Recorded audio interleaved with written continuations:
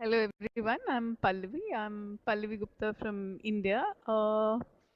Just to introduce myself briefly, I'll be talking to you all today on sexual harassment at workplace and how does one work towards uh, understanding and therefore also preventing sexual harassment that happens in workplace, and therefore a very broad understanding of what the workplace would entail. Just a bit about myself. I'm a trained social worker and lawyer. I don't practice. I do provide legal aid, counseling, training on social legal issues as part of my work in Asmita. Presently I'm working in Asmita as the director of the Interdisciplinary Research Center. Uh, and I've been working in Asmita for the last 7 years. In terms of the work that we do, and that takes us to what Asmita does to a large extent is capacity building and training uh, for women to enhance their understanding of rights, providing legal aid and counseling, capacity building for lawyers, young students, working in the community, working in the prison. So what I would also suggest, you could look at our website, which is asmitacollective.in, and get to know more about us. So just in terms of to put it in, Asmita has been working since 1991, so we have a large history of work, and therefore it's not possible technically to share all of that, but I would still encourage you all to do check our website. Now, in terms of the work we have been doing around sexual harassment, I think if we just were to start from the year 1991, when we started working, we've translated various manuals, disseminated a lot of material around sexual harassment, because it was only in the year 1997 that we had a law on, had a guideline on sexual harassment, and that was also because of the kind of jurisprudence and the evolution of the understanding of what is sexual harassment. So what we see traditionally is that sexual harassment legislation or prevention of sexual harassment is located within the Indian Penal Code in the Indian context, and it is only with filing of cases. So we had the case of Vishaka versus State of Rajasthan, and this case is one of the landmark judgments because of the way the provisions of the Indian Penal Code were actually applied, and the constitutional provisions were applied to talk about women's right to safe working environment. And just to give a brief context about the case, it was the case of Bhanwari Devi. She was working in a government program on combating child marriage, and she was gang raped while at work, and therefore the entire the issue that came up and that was taken before court, apart from, yes, the entire case of sexual assault, the other issue that was taken up by various women's groups, along with another group which is called Vishaka, is that the question was, the argument before the court was that do women have a right to a safe working environment, and then if they do have a right to life, and a corollary of that being employment and therefore right to safe working environment, how does one work towards guaranteeing that? And therefore the state was called in for its obligation under the entire fundamental rights, article 14, 15 and 21, and the entire right to work itself. So do women have a right to life, and do women have the right to employment? Do women have a right to a safe working environment? Will women continue to be discriminated in the workplace? And then what the court did is it looked at the entire provision, that there was no specific legislation in the Indian context that addressed sexual harassment at workplace. So the court came up with guidelines.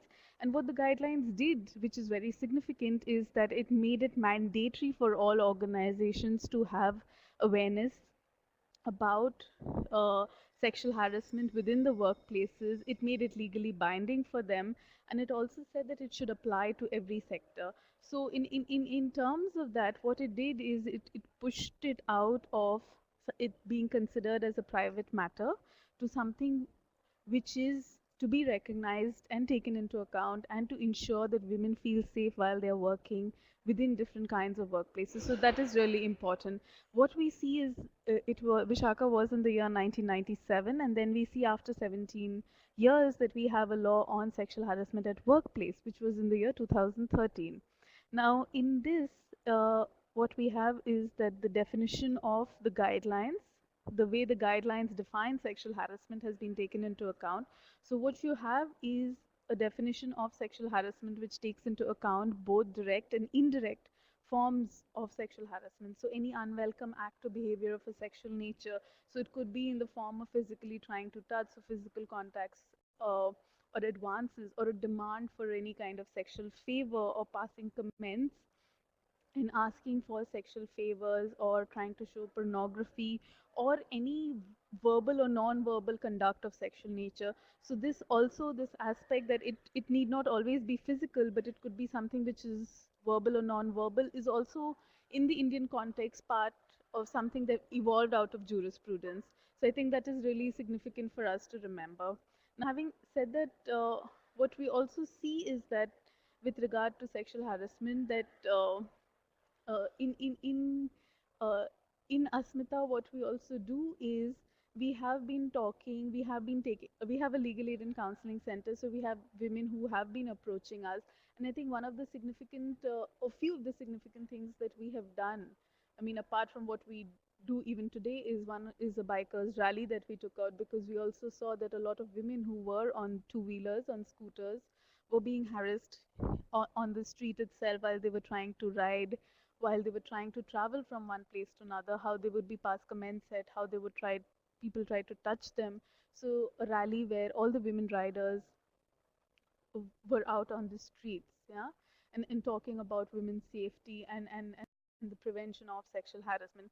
The other significant one is the case of Sangeeta.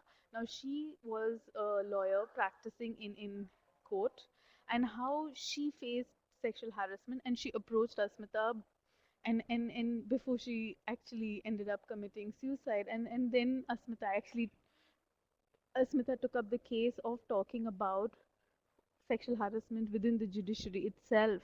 And I think these two are really significant aspects, because what Asmita is also doing is that it is trying to create awareness about the law.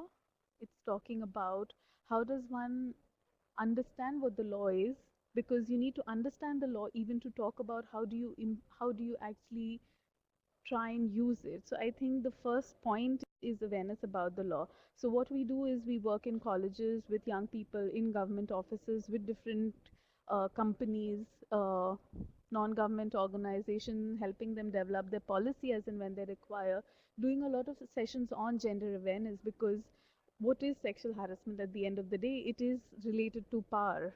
It is the way women are seen, women's bodies are seen. So I think the entire interplay that happens within the workplaces, the interplay of patriarchy, the interplay of representation of women, the kind of roles that they're giving.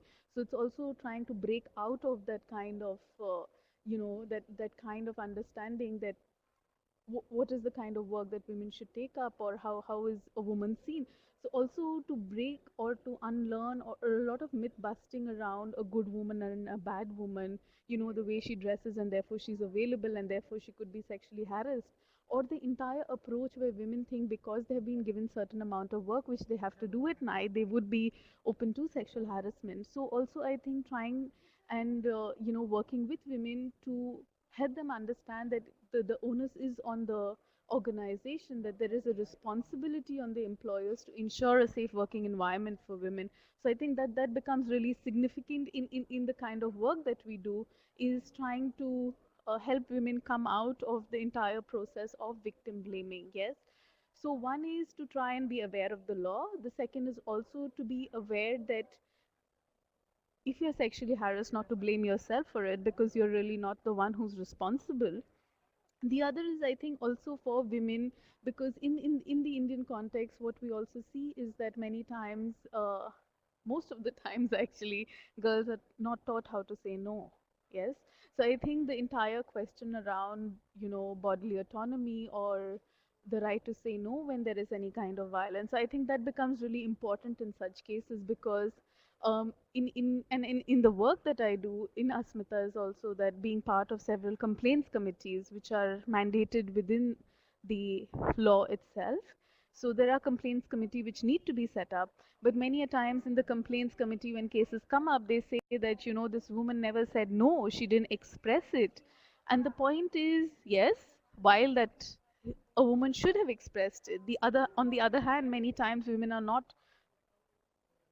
often taught not to express it. Yes, or you're just said, just adjust or let it be. It's fine. It doesn't matter. So I think what is important then is for also for many of us to also, if we have a problem, to try and say it. And when I say this, I also understand that it might mean that I'm trying to put the onus on women, but that's really not the point. The point is that women actually need to speak up if they have a problem. So, and I think that is also in a cultural context of India that becomes very difficult, but yet it is very important. So, having said that, uh, in terms of uh, uh, just talking about cases of sexual harassment, I think just to give an example, uh, what is happening within companies is also that when cases come up, there is an entire procedure which needs to be followed. And I think the challenge is also that many times institutions set up these committees in a very ad hoc manner. So as and when a case comes, they set it up. So I think in terms of, because even if you look at the wording of the law, it talks about protection, prevention, and redress. So it is important that it becomes mandatory for all these institutions to set up these committees right upfront rather than wait for a case to come up. The other is also that these institutions need to disseminate this in very visible places. So in the canteen, say, or in a common area where staff often go. So I think, and on also doing regular workshops with all the people, all the staff. So I think those are the things which one doesn't see happening until and unless it is mandated. The other is when cases do come up on sexual harassment, the assessment is made is whether the perpetrator is an asset to the organization or not. So I think in terms of also looking at the problem of sexual harassment is you know the way it's seen, yeah, that is it an issue that you can just let go. So I think it's also important for organizations to build that kind of trust of the female employees that, you know, if something happens, I will take it up or the institution will take it up for in order to help women feel safer, in order to combat sexual harassment. So the onus is not that much on women as in the Indian context, it's on these institutions, and I'm talking specifically in the context of companies, institutions, and different bodies, because it becomes really important for these organizations to make it mandatory, yeah, not something that is done at a very ad hoc level. So I think yes, that would really be important. I think in terms of those of you who are from India and from other countries as well, I think one of the ways to combat it in your own society, it's important to break the silence. And I think that goes for any case of violence against women. It's important to break the silence. It's important to talk about your experience because what one sees is, and that's something which is a common uh, an example and an experience is that one, like in one of the cases that happened in not one, many of the cases that happened in India, is that once this woman actually spoke about sexual harassment, what one saw is that there were many others who actually came up and this is with reference to the judiciary. Yeah, so this woman came up with the complaint that how she was harassed, and then there were other women in the same department who said, oh well, we have a similar experience. So I think it's important for women to come out and speak about it, and and yes, try and use the system for it to actually be that responsive. So so that's what I could say. I mean, I'm sure I've not been able to cover the entire ambit because the topic is really vast in terms of the everyday experiences of women facing sexual harassment. So if you have any questions, you can write into my email address, which is pallavigupta28@gmail.com. And you can also check our website to know more about the kind of work that Asmita has undertaken. So thank you so much for your time, and I hope you've enjoyed the talk. Thank you.